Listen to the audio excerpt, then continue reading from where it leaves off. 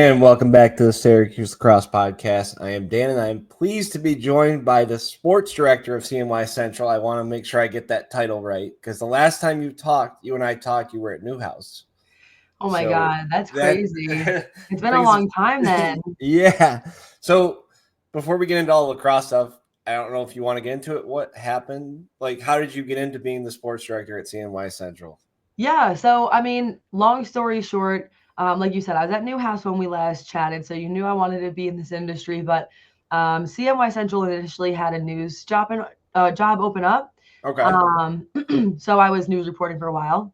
Right. Then I news anchored, but I ultimately knew that at some point I really wanted to do sports. I just viewed it as I thought that no matter where I was, a sports job would ultimately end up opening up because there's just so much turnover in this industry. So I was okay to start in the news side of things, and I'm actually happy I did because now I feel like I'm a better storyteller than I would have been if I hadn't, done news for a few years. But bottom Right. line, Tommy Sladek, who you may or may not be familiar with, had this position before me. He left and the spot opened up. So my boss took a chance on me, and I'm grateful. I was gonna say things kind of work out for a reason, obviously, but you happen to land in the hotbed of a lacrosse town, which for you works out perfect because you have the knowledge. For those who don't know, you are a former goalie, so it's a perfect way. I'll say it that way. You can describe it a different way if you want, but like, Yeah, no, I get it. Yeah, honestly, I mean, that's one thing I will say is being in the Northeast, it's awesome to be able to have lacrosse here. right, Yeah, I was a former goalie, so lacrosse will always have a special place in my heart, truthfully. So right, to be in a place where I know that so many people care about it, you obviously have the dome and the atmosphere. mhm, You're getting bigger crowds here than in other places, and mhm. obviously the talent is off the chain. So it's really great to be here covering Syracuse lacrosse.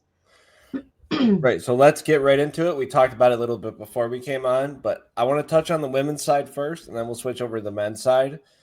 You're my women's expert. You're the person that I message. If I have any questions, you're one of the ones that I can just.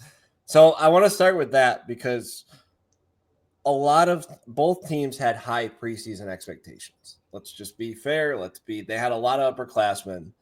Let's start, like I said, with the women. So I think you said they were preseason number 6. Yeah, I mean, it depends on which poll you look at, but preseason on Inside Lacrosse, I'm seeing number 6. You had Okay. teams ahead of them, like, Boston College, which makes sense, Mm-hmm. Northwestern, Michigan, North Carolina. So I thought 6 made sense. Actually, I didn't think that that was too high or too low necessarily. But again, obviously, you look at their schedule this year, so far they're 5-4. Right. I think that so far, the way I would describe it is that they have come up a little bit short of expectations, but I also understand why. This is a Yeah. team that, for a long time, it felt like, at least the past few years, was more so veteran led.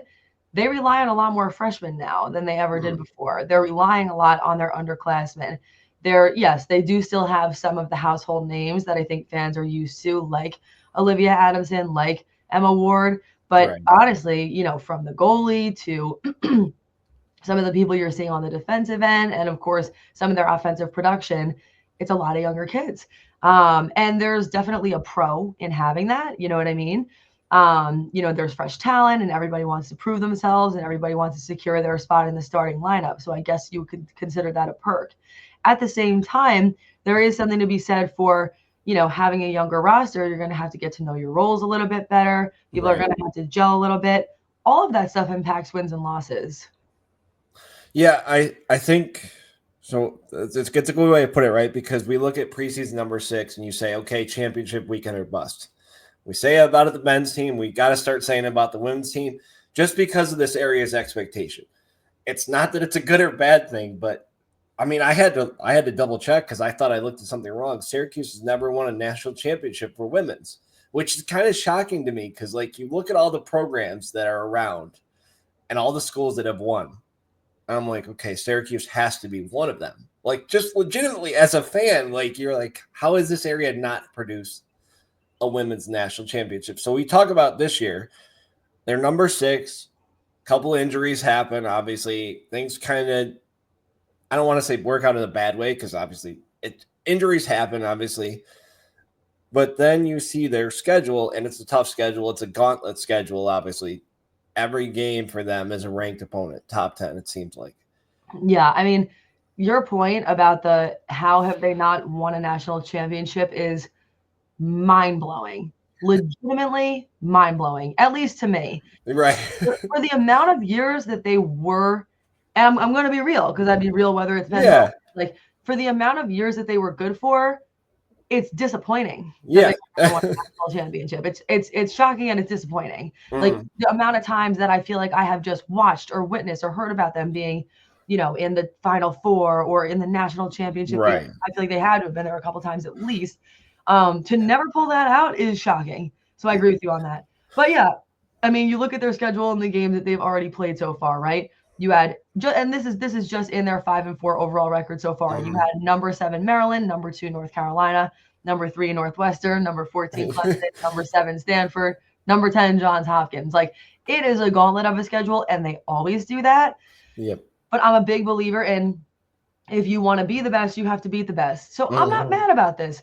And I know I can see where people are looking at it 5-4, a little bit of cause for concern because you think about Syracuse women's lacrosse. Obviously, the women's side, not quite as much parity. Like there are definitely a few teams that generally are at the top of the mountain, and Syracuse women's lacrosse has previously, for a while, been one of them. But honestly, like when you actually look at some of the losses, okay, number 7 to Maryland, they lost 15-9, but it was also like right in the beginning of the season. Right. The UNC one, maybe I'd call that the most concerning because that's the number 2 team. They lost by 8 goals. It's not particularly close. But honestly, Clemson losing by a goal doesn't particularly bother me.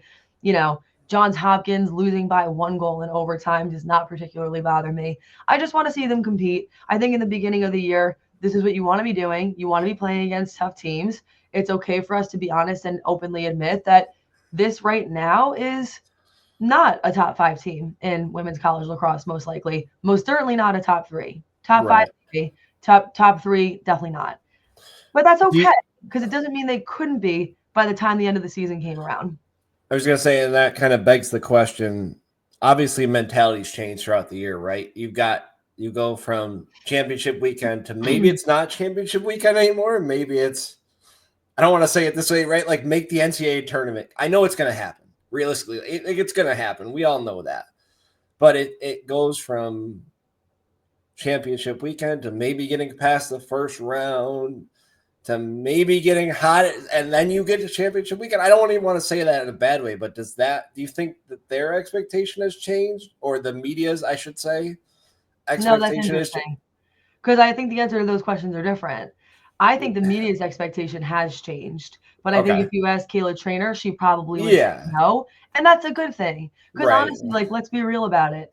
Syracuse, both teams, but especially Syracuse women's lacrosse, just because of how good they've been in the past 10 or so years, right? I think that the standard is so high that it's hard to come into, another year with Kayla Trainer, who's a great coach, who has ties here, with a good team, with good players on it, to really sit here and be like, well, making it to the NCAA tournament would be enough. It probably wouldn't be, and it probably would feel like a disappointment, and that's okay, Yeah. This is like rooting for this team, to me, is like rooting for, the Kansas City Chiefs. End of the day, if you're a Chiefs fan, like the entire fan base knows they made it to the Super Bowl last year. Nobody's happy with that though. Right. They're winners. Like, and I'm not saying it's national championship or bust by any means. Right. But I feel like if Syracuse women's lacrosse cannot figure out a way to make it to, I don't know, the Final Four or the last 8 teams, it is going to be a disappointment, That's because fair. that's just what they're used to. And that is the level of success and the championship standard that team holds. But again, like I said, maybe it is a little bit different. As you said, some injuries got in the way. All those things change expectations, younger players. But I'm not ready to just hang it up for the season and say this isn't a team that could shock people. But they have become more of not a sleeper team, but you're not expecting them to win a national championship. Like if you're betting $10 for them to win the national championship, you're probably getting $100 payout. Well, then I'll put my $10 bet in. That's all I'm going to say. Just as a Syracuse fan in me, like obviously, like, but like I think you put it perfectly, right? Because you look at the record, and if you're not a Syracuse fan, because I've admittedly told people I'm not big into the women's game. It's just not my forte. That's why I talked to other people about it. So when I looked at their record, I was like, oh crap, 5-4. you don't even see the teams that they played though. Like you just Right. look at it and you're like, okay, this team is very talented. We hear all about it. I'm not even criticizing you, but the media tells us all about it and how good this team was going into the year. Like that's all we heard about from the women's side. Like they have lower classmen, but they're talented enough to make it to championship weekend. You heard Right. about it from both teams. So like, I think they're. I don't want to say like, I don't even want to say it's a failure though, because like, failure for Syracuse is different for failure outside of Syracuse. I hate So to say true. it that way because like, if they make it to the final 8, that's a good season. And I hate that people want to criticize that, but I also understand it because it's happening on the men's side already. Like you see it when the men's teams beat Johns Hopkins and people are still calling out Gary Gate for Yep. for decisions that were made during the game. Whereas I'll use Colgate just as a but like if Colgate beat Hopkins or if Colgate lost to Hopkins in OT on the women's side, everybody would be like, okay, that's a great game. Yep. Like Colgate stayed with them. And I think that speaks to the rabidness of the fan base, like in a good and bad way. Yep. And it kind of backfires, if that makes sense. I know what you mean. Again, I think it all goes back to expectations because you're right. Team like Colgate, perfect example. This is a team that, at least as far as I know, is still nationally ranked. Is that right? I think so. I'd have to look at double check the polls, but I remember though, at least for a few weeks, probably still now. yeah. It's a team that's nationally ranked. It's like this sleeper team you want to root for, and you're so excited to see what happens and hope everything works out for them. You're right. Like for a team like Syracuse, the history does matter, and it's going to change people's expectations of what's going to happen throughout the season. And we'll get into that, because on the men's side, I have definitely opinions about where they were ranked preseason and how insane I thought that was from the jump. But I get it, especially on the men's side, just because you said it bleeds into it a little bit. But women's side too, right? Like they're hungry. Like the men haven't been champions in a long time. The women never. I mean, on the women's side, it's like you're almost at the point of anger. It's like there's a part of you that quite honestly feels like the opportunity was missed. Like not to say it can never happen again, but there was a window there where they had really, really, really good players for a couple of years, not to mention really good goalies. Like, the Megan Tyrell and, Megan Carney and like all these people even before that, Asa Goldstock and whoever. It was like Emily Harishuk. Like there was really like a stretch of amazing players on that team, and they're all gone. So I don't know. This feels like I don't know if it's going to be a better Syracuse or a worse Syracuse, but it is a different Syracuse team now. It just is. So do you think I'll finish it on this for the women's side because like I said, I'm not the expert. I can't do a 25-minute conversation with you about the women's as much as I want to. The men's side, obviously, do you think that it's just because of the underclassmen? No. I'll ask it that way. That's the way that I'll ask that. Yeah, I would say no. No. I think that a part of it with this team is that because everyone is young, not everybody, to me, I get the feeling that some people aren't exactly sure of what their role is. I think knowing your role on a team like this is important. And the way that I sort of feel like that plays out is there are times where this team is not making the most of their offensive opportunities. And there are times where this team is not getting as many offensive opportunities as they need to get. Is that a draw circle issue? Perhaps a little bit. But I also think that's really, I think, where this team has sort of hit a wall or is running into problems, is that there were times, in years past where I felt like Syracuse would dominate time of possession, would always have the ball, would have endless opportunities to score. And even when they missed, it was like there was always the next shot coming. There have been games throughout the course of this season for Syracuse women's lacrosse where the time of possession and the amount of shots they were able to get off were limited. That means that you need to make the most of your opportunities, and it's a little bit more high pressure and high stress as opposed to just essentially being able to have as many offensive opportunities as you can handle. It forces you to make quick decisions, smart decisions, and think fast. Those are all high-level skills that you get by playing a lot of lacrosse. And like I said, some of the players are younger. So no, I don't think it all comes back to that. I just think this is a different kind of team that could benefit from winning a couple more, draw controls. But But I think I would encourage people to not fly off the handle right now. And I would encourage people, if you're going to look at the record, look at who they played, Yeah. and see how you feel about it. Look through the stats. Look at the fact that they're losing some of these games. They're 1-goal games or they're overtime games. Like Yep. that's okay. Because right now, that, not to say that does not matter, but it's nice to see that in some of the games that they're losing, they're competing, they're close. Not all of them, but in some, they're competing, they're close. They can hang with most of the teams in the field. That's a perfect way to transition to the men's game, hanging with most of the field, because the men's team, we talked about it a little bit before. The preseason ranking, I don't know what everybody was thinking. I genuinely don't. Like, I love this team, and I could tell you they probably want to be the number 2 team. I just don't. I don't see it. I don't see what the national media saw. I know what they saw. So they saw the upperclassmen, and they're like, okay, experience.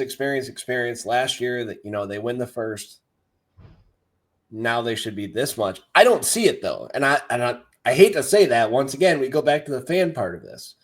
Mm-hmm. I don't think they're the number 2 team, and I never said that to people. Like I think if you're number 10, that's a much better number to be at.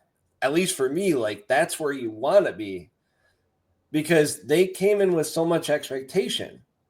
Yeah. Okay, we Yep. have to prove we're the number 2 team, and they, to be frank, we talk about it on the women. We just talked about it on the women's side. As of right now, they haven't lived up to that, and Yeah. No. that's like, can they? Yes, we all know how this works. Like they can, but I think like we talked about the history for the women's side, the same goes for the men's side, because we had a couple of the people that I've had on here before had the conversation before the season. What's a good season? A quote good season. And I said championship weekend. Like that's the good season. And if it's anything before that, it's a loss. And I hate to say it that way, but once again, the rabid fan in me has that. So what are your thoughts on the preseason and so far up to this point? I thought the fact that they were ranked 2 preseason was absolutely absurd. I thought that was one of the most insane things I've ever heard, quite honestly. I too was very unsure as to what they were seeing. Again, yes, there was veteran leadership. There Right. were a lot of names that, you had recently seen. Headlining that, of course, Joey Spallina. Yep. I also understand a lot of those players on the men's side at Syracuse. They play box lacrosse. They play in the off season. Yep. They're always developing. They're always training. The Right. offense is great and creative. They were bringing in some new guys who were going to matter. And honestly, even to this point in the season, the face-off unit, excellent. Like they have actually a lot of really good pieces, but to put them second behind only the reigning national or the defending national champions is just bizarre in my opinion. But I guess the writers and the voters and whoever saw something that Syracuse fans, that's why I think it's funny, is because I think even Syracuse fans were like, that's a little high, like Yeah. that. And normally you'd be excited about that, but you're kind of like, pump the brakes on that. I don't know if that's really quite right. Like I know what you mean. Like I almost rather, start at 10, work your way up, prove people wrong. Yep. Now it's like they needed to try and prove people right, and they didn't. They did Yeah. not. Therefore, you see the ranking now. Yeah, and I think that's what gets frustrating. Kind of going back, right? So they beat the first 2. They win the first couple of games, and they look really good. And everybody's expectation, talked about it with the women's side, but obviously back to the men's. Their expectation goes from, okay, here they can make the NCAA tournament, to, okay, it's national championship or bust, because they beat Vermont. Great. I hated that conversation, because it's like they should beat Vermont. They should. If they're ranked number 2, like we all got to believe, they should beat that. And then they go to Maryland, and people started making excuses. And then I started hearing the excuses. It's like, no, Maryland's just better. I don't think people understand that. Maryland is just better. They're better coached. Like they made better second half adjustments. Yeah. No, I think, listen, when you actually look at that schedule, yes, I agree. Maryland is the better team. Yeah. To me, what sticks out is, to me, the worst game of the year so far is the Harvard loss. Yeah. Like losing to Maryland is one thing, and I agree. I'm not going to make an excuse, but that's obviously a top tier team. Yeah. And I wasn't sure which way it was going to go. Then they lose 15-14 right after to Harvard. Now the excuse makers are nowhere to be found because we're talking about a different kind of situation. That is where I felt, okay, there is some cause for concern, and perhaps they are just located squarely in the top 20, but who's to say where? Now, mind you, the best game of the season, and why at this point in time, again, I'm not flying off the handle, is because then you go and you win 13-10 against Hopkins. Yeah. That is as good of a win as Harvard is as bad of a loss. You know what I mean? Yep. Like to go to have that, going into it, to know that you lost 2 games that really mattered, Right. and then to bounce back against a team like Hopkins, it showed me that perhaps we need a larger sample size before we make any decisions on exactly how good or bad this team truly is. Yeah, so I got criticized for the Hopkins prediction because I thought genuinely Hopkins was going to win because I looked at the tail of the tape and Harvard obviously went into my brain, I'll be honest. And I thought, like, I'm not touting my own horn here, but I said the golden number was 10 for the Syracuse defense. Mm-hmm. Like, I tried to tell people that if they could hold them to 10, that's where you want to be. That's just the number, like. But like going into Hopkins, I was like, okay, this is the real test because Maryland was the first test on the road. We all know how the first test on the road goes when you're playing outside, when you're used to the dome, and you go to a 30-degree. But then they switch. Then they go to Utah after I'm skipping past the Harvard game. I'm sick of talking about the Harvard game to be perfectly like, but. They go to Utah and they look good. And then everybody jumps right back on the bandwagon. And then it's like, okay, they beat this hot team.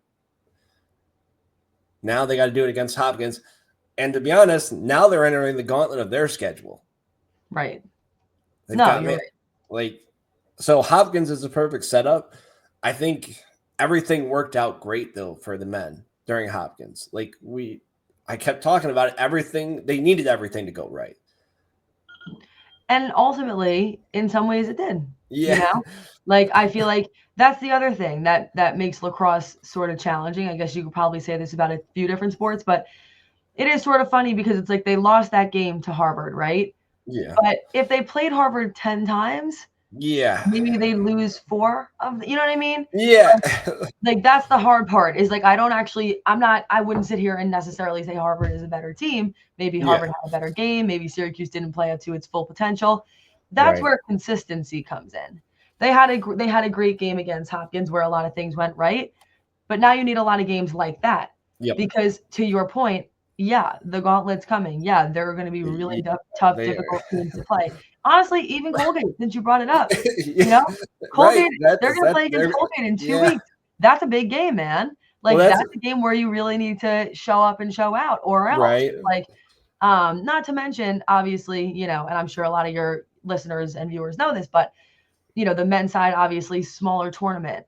So you can, and it's sort of a shame because you can be a great team and get left out. Yep. We've seen it too many times. I was going to say we've seen it too many times in the past nationally.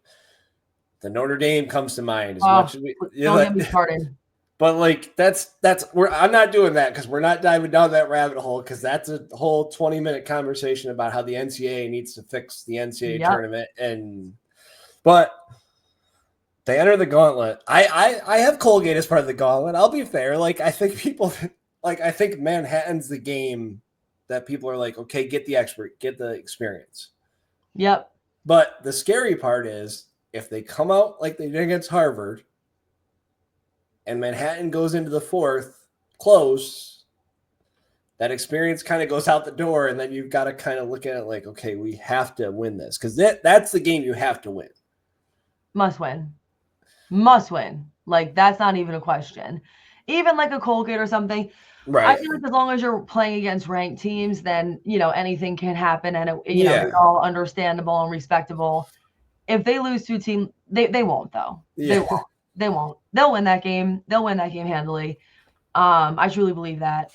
But yeah, I mean, to your point, like it is really at this point a matter of how many wins they can rack up. Yep. Luckily, I'm actually pretty comfortable with their record at this point. I actually think 5-2 is an okay place Yeah. to be. But again, it's just, shorter seasons than the women's seasons, less games. Like Yep. you really have to make the most of every opportunity if they want to get a crack at this. And I know that that's something that a lot of Syracuse fans are itching for. And I do think that they're good enough to be there, but it's up to this team to prove it. I was gonna say, I think I had them at 3 losses for the whole year. So I Did just you? I didn't anticipate Harvard. I think we can all be fair in that though. Like I think to your point, I think if you play Harvard at the end of the year, they probably beat them. Right. I think they just happened to luck out on a good day when Harvard. The offense sputtered. I don't want to make the excuses, but the offense failed for 8 minutes to get a goal. If they get one goal, that game is over, and we're Yeah. not having that conversation. I hate to say it that way. So kind of on the same thing like we were talking about with the women's. Do you think the media expectation has changed for the men? From what you know, I should say it that way. I would say probably definitely. And I can't speak for everyone, Yeah. What I don't know that I'd like to know is, did other members of the Syracuse media feel the way I did? Did other people think that they were ranked too high? I'm really not sure about that. Right. But yeah, I mean, I guess it would depend on what people thought the expectations were. But yeah, if you're judging it by that preseason poll and by the fact that they were ranked number 2, which would literally put them at playing in the championship game, I think that if you continue to expect that, I fear you may end up disappointed. Yeah. I can't promise it, but like honestly, I don't think I'd bet more than $10 at the end of the championship weekend. Like that's not really a bet I feel comfortable taking right now. Yeah. And it's not even necessarily a knock on the men's team. It's actually a compliment to the sport. Yep. Like there are so many teams that I feel are so evenly matched or close to it. Yep. That to me, it really feels like the key to being a contender in NCAA men's lacrosse is consistency. Because if you don't show up at, I'm not going to say your best because that's unrealistic, but if you're not showing up at 85, 90% for most of these games, who's to say what can happen? Well, I think that's a great way to put it, because like you just put it, the narrative was they're a first half team. The other team makes the adjustment in the second half. The other team closes. Where we saw against Hopkins was the opposite. Like they come out in the first half a little sluggish. Like, and I don't even want to say like it was also Hopkins doing. Like it wasn't just a Syracuse thing, but they adjusted in the second half.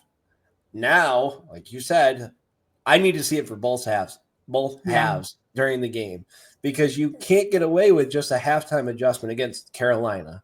You can't get away with it against Notre Dame. Even Colgate, like I'll say it just to make all the Colgate people happy. Like you come in against Colgate flat, you can't recover against half these other teams. And I think that's what a lot of people don't understand. It's easy to say, like, it's easy to say against Manhattan, okay, struggle in the first half, do good in the second half. Right. And listen, end of the day, I'm actually more inspired or more encouraged by a team that starts slow and then finishes strong. Yeah. As opposed to the opposite, quite honestly. Right. I'd rather see them finish strong than be falling off when it really matters and counts. Yeah.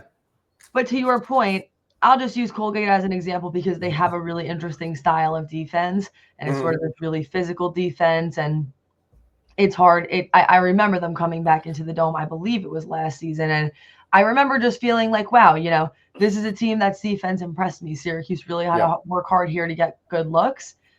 That is where it would make me nervous to, again, not be able to play a complete game. Right. Lacrosse, more than most sports, is a game of runs. Yep. And if a team like Colgate is able to go on a run against you, but they also have great defense, now what? Yeah. Like now you're fighting and clawing your way back to get every single goal. And that's not really a position that you want to be in. Yeah. And we've seen it already, obviously, right? Like we've seen the runs, like where Syracuse outscores a team 7-2 at half. And then it's like, okay, nope. Maryland's going to just as an example, Maryland's going to score 6 straight, and then there goes that 7-2 run. Yep. It's gone. So what have you – the offense obviously wasn't the question mark going into the season. The defense kind of – I don't want to say kind of because there's a lot of returning pieces. But if you had to put a question mark, that was it. So I'm going to flip it around. What have you thought about the offense? Because the defense I've been impressed with. I hate to tell people this. The defense has actually played decent for a lot of the games. Yeah, I know what you mean. Yeah, I mean, it is sort of funny. It's like, again, when you talk about the whole idea of standards, Yeah. Generally speaking, or looking at the field and talking about it, Yeah. Syracuse men's lacrosse has good offense. Yeah. And against most people and against most teams, right. they'll have a good offense. But to your point, it's an offense that we know as what's supposed to be one of the best offenses in the country. And let's be real, the reason why they were ranked number 2 preseason was predominantly, I think, because of that. I think it was because of what people thought the offensive production would be, and knowing how many different, like you said, vets they have on that offensive end who can help out and who can do things. And we've all seen like what I will say about the offense is this. I still think they're creative as they've ever been. I think it's still the same mold of what a Syracuse offense should look like. Fiery, creative, fast-moving, very pass-heavy, very assist-heavy. You're still seeing that same sort of mold that I think you normally would see for Syracuse men's lacrosse. Not to mention they have some good Dodgers on the team too, and some people who could just let that ball rip. But there is some sort of issue with the gluing of it all. Like Syracuse men's lacrosse right now, offensively, strikes me as the kind of team where there are very few players who are dormant. I feel like everybody who's out there is a threat, and yet altogether, like you said, sometimes they're having a hard time getting it done. People know what their roles are, so I can't really even use that as an excuse. But you are seeing, like you said, this offense gets stifled for sometimes minutes at a time. I was gonna say, I think that's the one thing that I've noticed is when the ball's moving, they're great. And they look great. The backdoor cuts are all there, but it's all or nothing. It seems to be they either are passing the ball all around and moving around, or they're standing still and they're waiting till 10 seconds left on the shot clock, which annoys the crap out of me. And then they're going. Yeah. And then they're great. Yeah. I mean, obviously the Sammy English assist from Hopkins works out because you're already up. But if that's a goal to go situation, there's that much more pressure on everything. Obviously, now that situation doesn't happen. Like, I think people need to understand that. He doesn't do that if they aren't up at that point. Yeah. Like, and it's not his brother. Let's just be also fair to like that's like, but what do you think? So Syracuse has a good season if ... That's how I'll phrase it to you. That's a good question. Wow. I think I'd be comfortable. Or I guess I'll put it this way. If Syracuse was one of the last 8 teams remaining, they would have met my expectations. If they are not one of the last 8 teams remaining, they fell below my expectations. And if they make it to championship weekend, they've surpassed my expectations. Okay. What about you? I've got Final Four. I'll be honest. That's the fan in me. I hate to say it that way. That's the expectation that we've been built from this offense. I know. No, you're right. Outside looking in, I think 8 is good. Like, I think, but the only pushback I have with that is if you don't win with the Splinas, if you don't win it now, when is that going to happen? Because that's what everybody seems to be starting to ask. Like, well, I get it. Like the last time that they won a championship, correct me if I'm wrong, was 2009.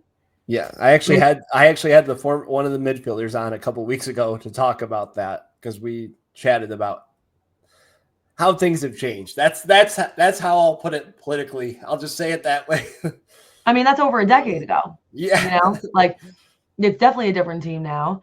And I know what you mean. It sort of is giving that same feeling that I told you that I had with Syracuse women's lacrosse a few years ago. Yep. You have that feeling right now, very specifically this year, like Yep. now is the time. Yep. Why I'm saying 8 and that any more would surpass my expectations is because of what I told you before. I'm just not convinced based on the way that I've seen them play that they actually have more to give than that. But would I be disappointed if they weren't at championship weekend? Absolutely. And Yeah. I think, like I said, I think like putting them number 2 was too high. Were I to have voted in that poll, that is not what I would have wrote down. But I understand why some people did it. And Yeah. I would not have been surprised, actually, to see them come out and have a better start to the year than they are now. Wouldn't have been so shocking to end up Yeah. finding out they were one of the best teams in college lacrosse. Is it disappointing that right now I don't feel that way? I'd say a little bit, yeah. Yeah, I think that's fair. Like, I think my whole perspective would change if they weren't ranked number 2. I'll just be fair. Yeah, Like, that's so true. It's so true. if they were 10, I'd be like, okay, this is a great year. Not, like right now, it's a great year. Obviously, they need to make the NCAAs. They need to do all that. I'll ask it this way, and we'll finish on Gary Gate because I have to ask about how hot does the seat get if it's a first round loss? That's how I'll ask it.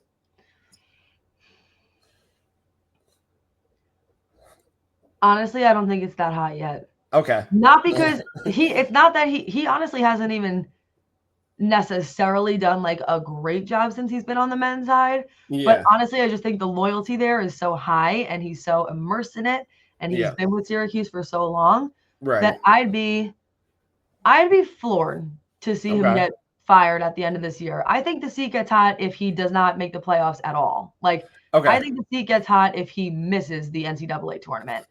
But Yeah. even then, honestly, I think they'd probably still ride with him, you know, and see what happens next year. But that's just my prediction. I was gonna say I don't want to say he's gonna get fired. Like that's not what I'm saying. I'm more saying the rumblings are already there, and it's a 5-2 year. And now, obviously, like it's fans like me. I'm not gonna act like it's Right. alums. It's not anybody at the university. This is just the forums, and they are very loud right now. They have been loud. Yeah, Like it's like hard for me to. I know, you know, like this is where things get tough for me, right? Is because I feel like, you know, how are we going to talk about he's on the hot seat? Their record's like 5-2. They've won yeah, against good teams. Like they're yeah, having a good year. It's not like right, having a bad year, but I know what you mean. It's like, I mean, like there were even I feel like people before the Eagles won a Super Bowl who are calling for Nick Sirianni to be fired. right. It's like when you have really high expectations, then anything that's falling below that, Yep. you're like, fire everybody. But that's not, like you said, that's the forums and it's a cesspool on there, as we all know.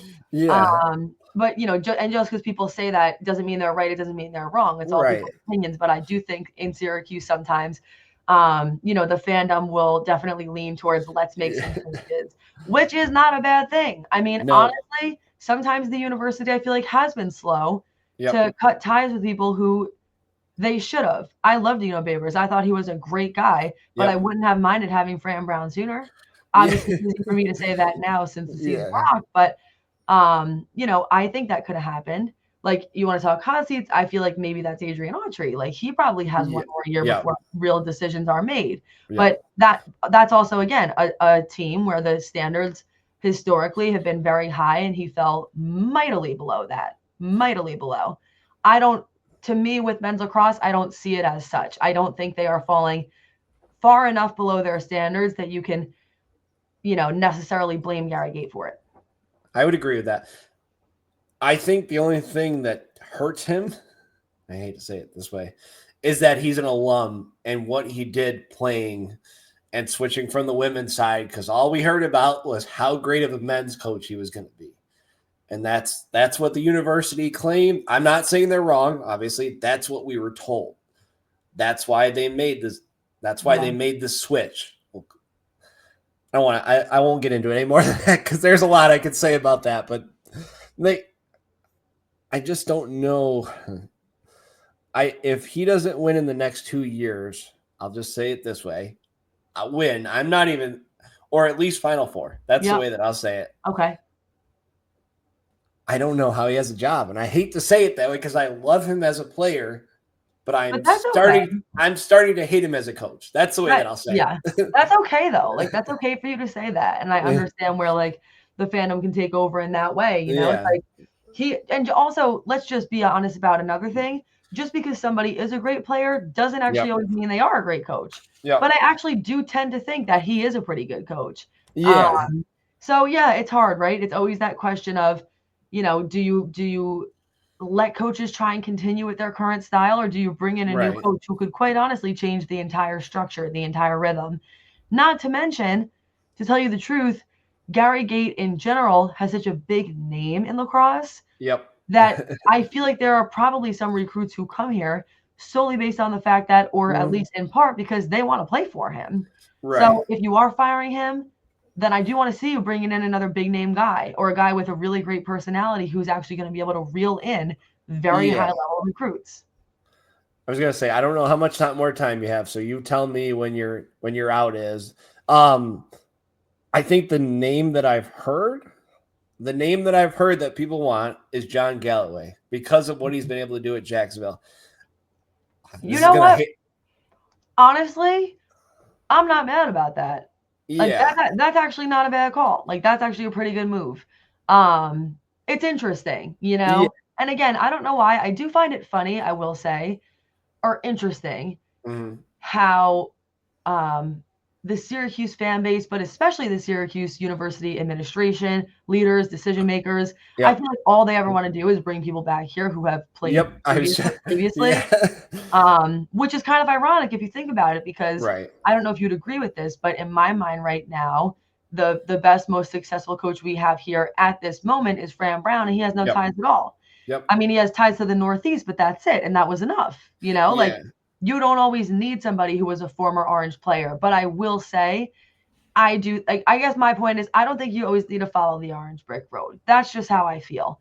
But I think he fits the mold completely of somebody who would make sense to be here, and quite honestly, has a pretty different style and different way of being than Gary Gait. I find him to be a pretty energetic person, a pretty charismatic person.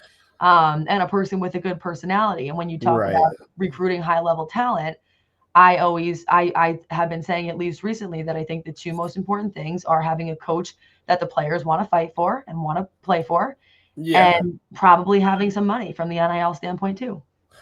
I think the best thing, I don't know if you've heard his nickname yet. I don't know if you heard Gary Gait's nickname yet in the stands for the season ticket holders. So let me hear it. Pockets. No, have not heard that. Because it's the joke. The running joke is, obviously, I'm sure you've seen it. His hands are never out of his pockets. And I'm just gonna leave it at that. We're just gonna, because like that's where the fandom in me, right? Because it's like you just talked about with John Galloway. He's a fiery coach. I saw it from the Hopkins assistants, like screaming at the top of their lungs, and then you look over on the Syracuse side, and I want to say he's relaxed. Because I know obviously he's into the game. It's not like Gary Gait's not into the game, but just the optics of it. That's the way that I'll say it. Makes it look like he's not into it as much. I know what you mean. I think, listen, do I think that he is into the game? I really do. So I'm I know that he loves doing this and is passionate about doing it, and lacrosse is his life, or else he wouldn't do it. But I think to your point, it's actually not even a knock against him. I would say this about any coach in any sport. I think people just feel more drawn to a coach that's a passionate person. That's it. Like when you just think about, you know, the kind of people who are exciting and who people like to see in the sports world. I think of a Deion Sanders type, or somebody who is bringing something fiery, perhaps flashy, but just real. Like people don't connect with coaches who do, and I'm not saying this is Gary Gait, I'm saying in general, coaches who, you know, really just have coach speak at the podium. Say the same things over and over again, you know, protect their players, but at the cost of not saying anything that's actually wrong. People do resonate with a coach that is honest about the problems, that is honest about the ways that teams need to get better. and is real, maybe even about their own lives. So that's why I say that the personality is very important, because it's not just a matter of who the fans like, it's a matter of who the players connect with and actually want to play for. Yeah. So I want to go back to something that you said. Kind of, I just thought my brain just thought about this actually, where you talked about not bringing in. Obviously, we want an alum to be a coach. Like, let's be fair here. I think the only pushback I'd have with the outside of the program, if you're going to go that route, obviously we're not saying I don't know anything. You know more than me when it comes to the university side of it.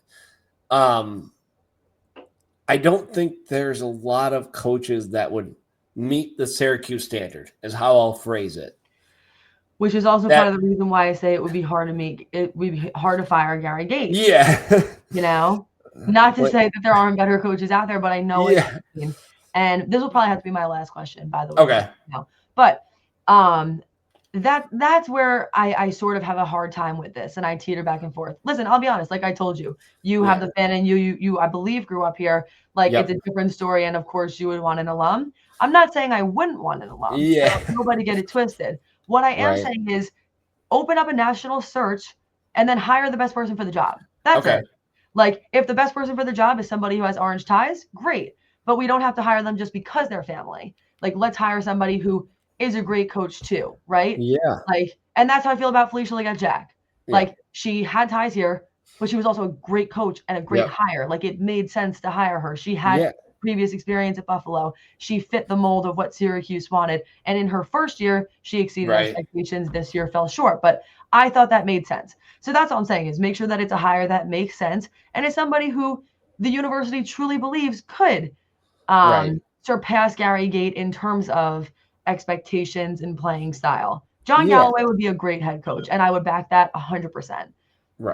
So we'll see what happens. Yeah. So like I said, I appreciate your time. Trust me. I appreciate you being able to make this work. I want to touch base. I want to touch base at some point again, not 6 years down the road, and then we'll have the conversation about the women's again, and then we can do all that fun stuff. So thank you for joining. Obviously, I appreciate it, and obviously, as always, like I like to end it, go Orange. Appreciate you saying that, man. Thank you so much for having me. Yeah. And I hope the rest of the lacrosse season goes well for you in this pod. Thank you.